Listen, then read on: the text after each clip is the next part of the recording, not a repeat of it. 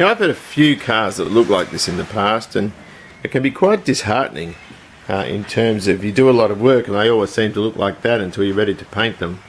And this is one of the reasons I sort of like to finish off one subsystem before the next, so you can sort of look at it and say, right, yeah, well, I've done those things, I can move on to something else. Now, this is my least favourite part of any build. Now, the first thing I like doing is putting a car together, and of course this Starlet behind here that I bought for my son and I to work on, I am going to go ahead with. Now, the reason for that is that's a complicated car, a lot more complicated than the Falcons, and that's in the sense that it's fuel injected and it's more modern with airbags and all this sort of stuff. But they click together very, very easily. There's no panel fitting errors with them. There's nothing like that. They sort of tend to go together very, very well. But aside from putting a car together, the other things I'm interested in, of course, are electrical, and we've only got the rear loom there from the for the boot. I can't do much with wiring because the car's nowhere near ready for it yet, and I haven't got the other looms. And of course, the other thing I love doing is mechanical. Well, let's just pull it out and have a bit of a look. I've already discussed this engine to some detail in the first video, I think it was. I can't remember now. But there are a couple of other things I want to talk about with it. Oh. And by tinkering around with other aspects of the car, it keeps our interest up. Here we go. Now, our GXL here is compliant September 1977. And the good thing is, the engine here is June 1977. This is one of the very few 351s that you can identify without taking the pan off. And it's all in the engine number. Now, this is JG71TR. Now, J is Australia, obviously, it was built here. G is Broadmeadows. 71 is an LTD.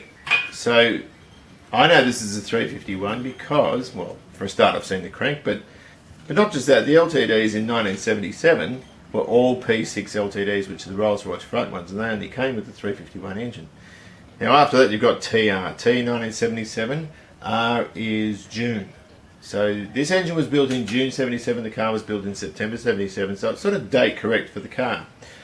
There are other ways of telling, and it has to do with these castings here on the cylinder head, but all that'll tell you is that it's an open chamber head. Now, 351s here in this country all had open chamber heads, unless you're talking about a GT, an earlier GT with quench chamber heads, and they had a 4 up here and big ports and all this sort of stuff. But all your 2V engines, or essentially 2V, had open chamber heads. So there's nothing to say that they weren't put on a 302, but the compression would be pretty rubbish in that case. Now, when we pull this apart, there's a few things I need to do. The first thing is these heads are reconditioned. I put them there. There's no gaskets. They're just sitting there just to get them off the bench. These have all had 4V exhaust valves put in. They've all been new guides, hardened seats, all this sort of stuff, so they're good for unleaded fuel. But what I don't know is how much they've been remachined in terms of how much material has been taken off the face of them, and so therefore I'm going to have to CC them and then work out the compression ratio. Now, standard 351s had an 8.9 to 1 compression ratio, which isn't that high really. I think 4.9s or 302s had 9.4.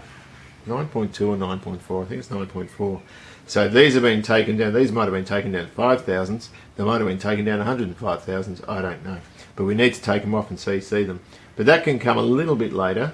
But the first thing we need to do is take it off this stand, put it on the engine stand. Now, this engine's been built all from spare parts. I bought it as a block. The pan's gone and it's got a hole in it because the bloke that had it before me was dragging it around on concrete. And all the other stuff I've sort of put on with bits I had and also other bits that I bought for it. That air cleaner I'm not using, I want the standard one. And of course, we already discussed in the first video, I think it was, the thermoquad. I got that from Ray Kwan, so that's just sitting there as well. Now, the other thing we spoke about, I'm just going to move the camera up, are these intake manifolds. And some of them have restrictors in there, and they're cast into the manifold, and that's to increase airspeed when your secondaries open up, because 302s I know had a problem with sort of bogging down and that sort of stuff when the secondaries are open. But because I'm chasing a standard type of installation, I want it to have the original manifold on it. Oops, got the wrong side. So that is important to me. because this is not going to be a hot rod engine. Now what I'm going to do is I'm going to incorporate this this engine build in the XC videos, but I'm also going to re-release them as just a 351 engine build. A lot of people won't probably be interested so much in that because it's not going to be a hot rod engine. It's going to be stock with a bit of tuning done to it, just to give it a bit more of a healthy output, if you know what I mean. So we'll just take this out, and the other thing I want to mention is this spigot size. And there's two sizes on the 351 engines. There's a large spigot, which I can't remember the measurements, and there's the smaller one. This is a smaller one by the look of it. And we just have to check in the block that we have the right size one there, because this distributor probably won't cut it. This is out of an XB 302, I think, and it uses points. And of course in these things I much prefer a Pertronics igniter.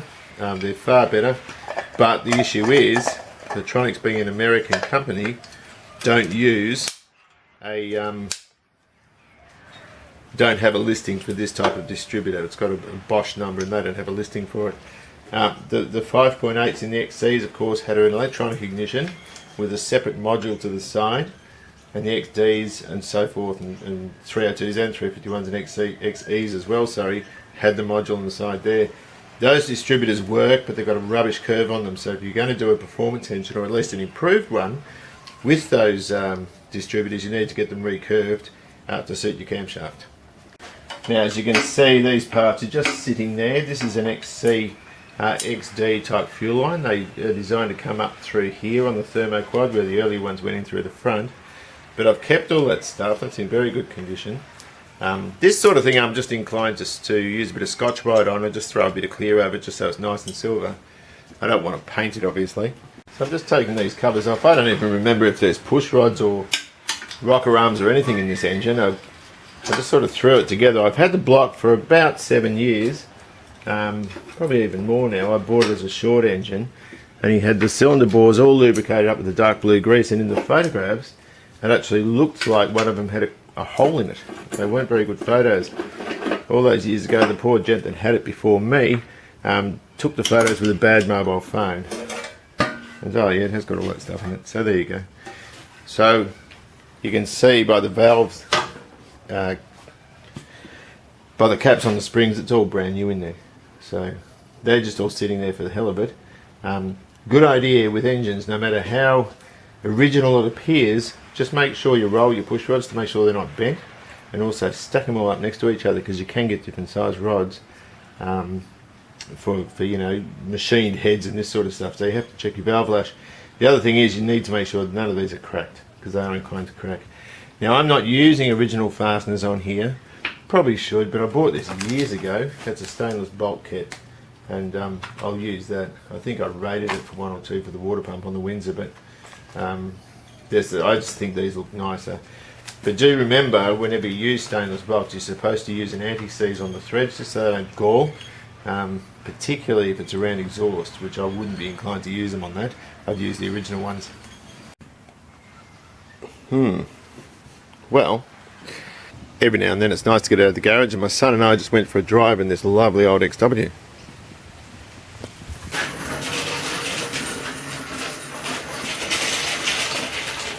Well, it's time to stick this up on a stand and check it out. I'm just taking these out because they're loose anyway. Just because I want to just nip the heads down just a little bit, because I'm going to lift the engine from the heads. And these aren't even numbered. These have all got to be looked at properly and sort of ascertain whether I'll use them later. I'm not sure. And this was all just sort of slapped together with parts I had just to keep it complete. I've dropped one. Ready for this. Ready for rebuilding it. Could just keep it all in one place then.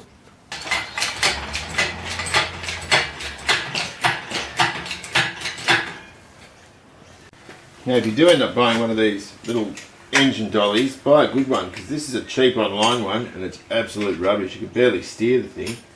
My brother bought one. He paid, I think, about $50 more than I did, and his is quite good. But having said that, his has a rubber tyre on it and it's full of flat spots. I'm just checking this up. You've got to sort of do it reasonably slowly, because you don't want to bounce it around up there too much. This makes it a little bit more stable. And then You can just sort of feed it into here.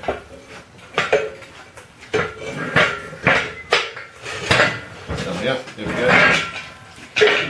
You start letting down.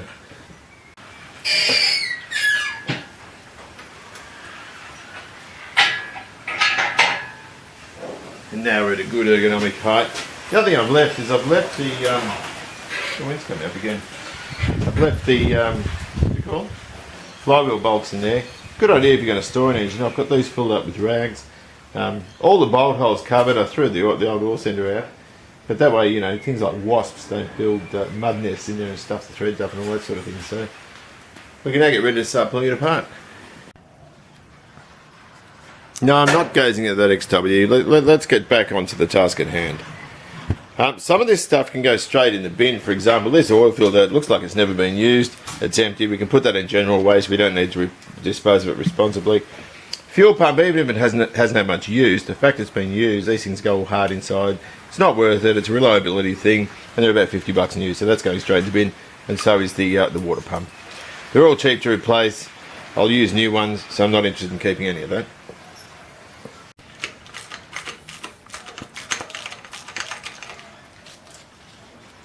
This must have been the one that came on the engine. I don't remember putting this on here.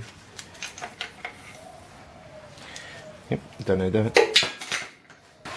Air tools are the easiest way to strip these down, but I'm just going to use this speed brace. My compressor's on the blink.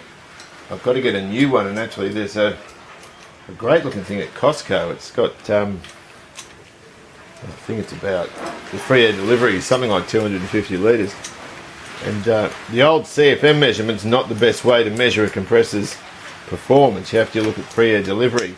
And a lot of the cheaper brands quote the piston displacement, which is an even worse way of measuring it. So you've just got to make sure you get the right type. Now this one at Costco is a 100 litre tank. It's huge. So I'm quite keen to get that, but I might end up getting a smaller one. I don't know if I need anything that big. Oops. It's getting into my stomach. There we go. Yep, that doesn't even look that old either, but I'm not using an old water pump. I'll throw that out. This engine stands a little bit too high. I'm using it. It's my brother's one. He's had it for, I reckon, 30 years now. Because the one I've got depends on tying up the engine crane. And we need to put the engine in his Mustang, so I'm using this so that that crane of mine stays free. To do that engine, these things weigh a ton. And I'm a big fan of Edelbrock manifolds, but hang on a sec. But I'm chasing a stock look, so I don't think I'll use one of this. Because I dropped a push rod, which is intelligent. Yeah. Very good. Now, of course, all this stuff I bought separately, these engine lift hooks and all that sort of stuff. I bought them all separately and just sort of chucked them on here like I did the rest of the components, but I'm going to put them in. They're a pain in the neck to get plugs in and out of when they're in the car, but it just gives it that authentic look when you use kit like that. And of course there's only one type of manifold, exhaust manifold, that was on the 351 2V here in Australia, and I've got a pair of those, so I can reuse these, clean them up and reuse them. Although, nope, this one's had it, look, it's been welded. I don't think you could weld cast like that. I might go and get another manifold. I don't want to use that. And of course, we'll just take these heads off. Now these heads I bought new, or reconditioned. I've just turned the stand up so they don't fall off. There's two sort of locating dowels down the bottom.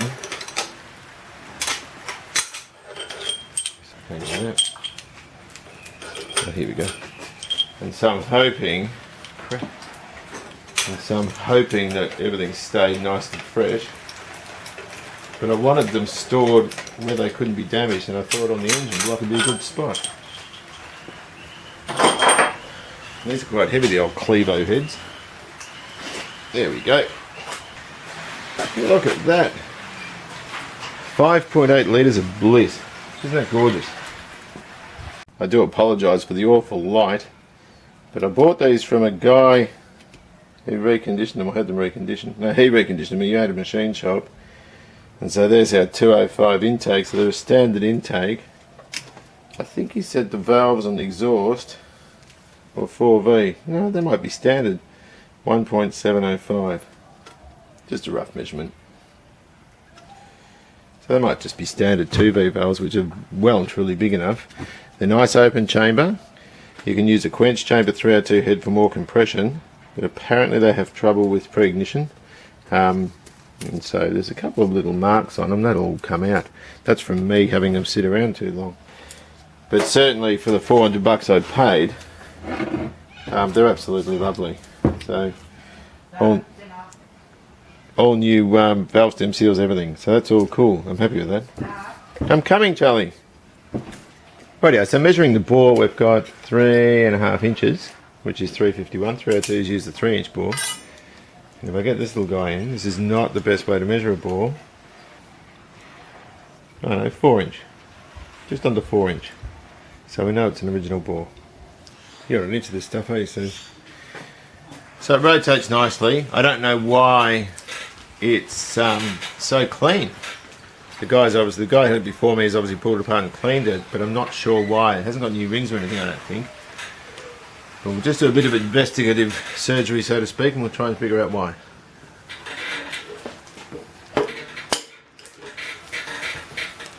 It's good money. I'll just say to my boss, just put me on Sunday. Got the back of the crank jammed with the screwdriver and thrown a sheet over just on the off chance when I start undoing the puller it flies off. My wife's in here having a glass of wine with me. And the last thing, loose anyway, the last thing I want to do is injure her. Thank you. So I'm just using a puller here to take this balancer off. I'm not even sure. No, nor am I. But it's coming off, so we're all good. Okay, nearly there. Good. Excellent. I'm just going to pull some lifters out. Just using a screwdriver underneath the lip there, and I can withdraw it. Oh. Oh. Oh. Now this one is all chewed out. Now that'll happen obviously with wear, but it'll also happen if you don't run your camshaft in properly. So when you first assemble your engine, you have to run at about 2,500 RPM for 20 minutes, just so these things can rotate as the cam's going over, as the eccentric's going over, and it'll run that in properly. So that's had it. I can't use this it's got a hole in the bottom. I don't want to. It's been sort of stoved in at the back. I've got this one here, which is in very good condition, but there's no baffle in it. I can take that baffle out and tack it in. It would be beneficial because they're reasonably unusual. So I might take that out of there and put it in here. Alright, we'll take this off. Now this looks like it's been apart before because it has a double row roller timing chain in it, and they were standard with a sort of a finger type. So I'm just going to pop this out and have a bit of a look behind. This hasn't been off for a while by the look of it. There we go. Okay. Mandatory sloppy chain. But we'll take all that out and have a look. That's actually really bad. Yeah, just before I take this oil pump off, I'm just going to crack it to get it off. Hopefully I can scratch it. What it'll do, it'll just let me undo it a little bit easier on the bench. Now this is a standard volume pump, and I'm going to put a standard volume one back on. I'm not putting a high volume oil pump on. The car's not turbocharged. It doesn't need extra oil feeds anywhere, and so I'm just going to stay with the standard volume.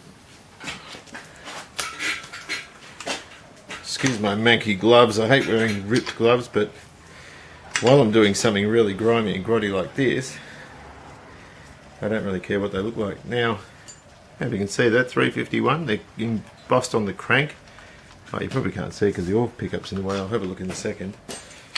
I'll just take this pump off. And of course, you wouldn't put an old pump back in.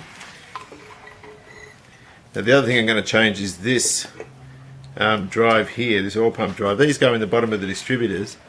There's sort of a collar there that stops it flying up with the distributor, so it always stays down in the block.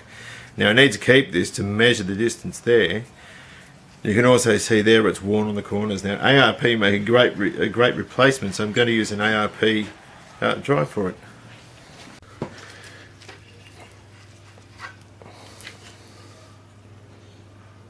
Oh, I don't know what sort that is. I'm going to take this thrust plate off here. And it's worth noting always to Loctite these things in. They're only held on by a couple of 1/4 inch fine nuts, bolts I should say. But also behind them is a groove here for lubrication. So as oil pressure comes down onto the cam journal, it can sort of be distributed through those grooves. So it's a good idea to keep in mind which way that goes. I think that bearing's all chewed out. Look, there's pieces of bearing, camshaft bearing coming out. So when I get this, look at that. When I get this block hot tanked, I'll get new cam bearings installed as well. This is the wrong way to withdraw a cam. There's a tool, a handle you can screw in the end of it. And my brother's got one. I'm just taking the camshaft out. And I'm going to measure it. It looks to me to be a fairly standard one. Oh, right. It's actually quite hard. It's very easy to damage the cam bearings too. But it doesn't look that bad actually. But of course we're not going to put an old one back in. But I just want to measure it and see exactly what sort of lift it's got. I'm just a bit curious about this camshaft I've pulled out, about how much lift it's got. So I'm just going to take a couple of measurements. So we've got 1.83 inch base circle, and then we're going to measure this lobe. That lobe's a bit low, so that is 2.09. That's 2.1, so I'll just call it 2.1. So both of those lobes are the same size, so I know it's not a dual pattern camshaft. So if we go 2.1 minus 1.83 is 0.27. I'm going to multiply that by 1.7 to allow for rocker arm ratio, multiplied by 1.7. Well, that looks like a fairly standard cam at 459 lift. So if it isn't standard, it'd be a very, very low spec sort of talker cam, but I would imagine that's fairly stock. I'm boring you, eh? No, I didn't want Come on, listen to a bit of engine talk. Okay, we're about to start taking pistons out. Before I take them out, I just want to have a look at a couple of things. And that's that these are paired up properly. You can see 1 and 1 there, 2 and 2 and so forth. 4 and 4 I can see, 3 and 3. It's a very good idea to check all this before you pull it apart, because I've had engines, and that little Windsor in that XW was one of them where they were mismatched, and it created a lot of headaches. That's how you tell what the engine is. It's written there, although I have had a 351 Cleveland that didn't have that there. I don't know why. But it's not a bad idea just to have a bit of a look around. There's a lot of muck in here. I don't know why these pistons are so clean, because it's not that clean inside. But I'm about to start withdrawing these pistons, and we'll just see how that goes, I guess. I'll just take the pistons out, and you can see I've taken number 1 out, and it looks absolutely beautiful, that crank. I'm just going to loosen these up to here and just give it a tap. You never ever hit a thread with anything but a nylon hammer, if that really. And that will allow us, now that I've sort of undone that, to take this big end off like that. And before I take anything else out, I'm just going to use a couple of bits of brake booster hose just to stick over the studs, and then I can withdraw the piston. So,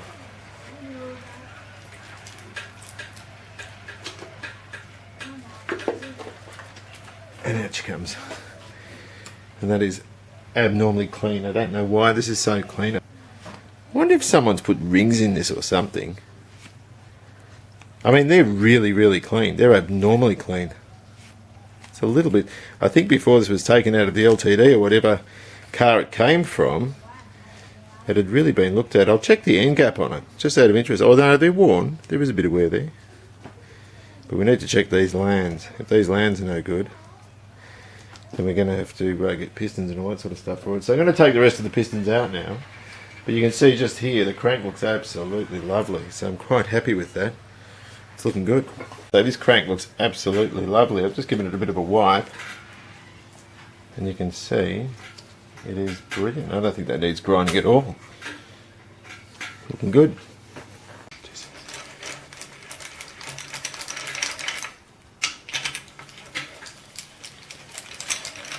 When you take these off, you can just sort of kick them over and remove them.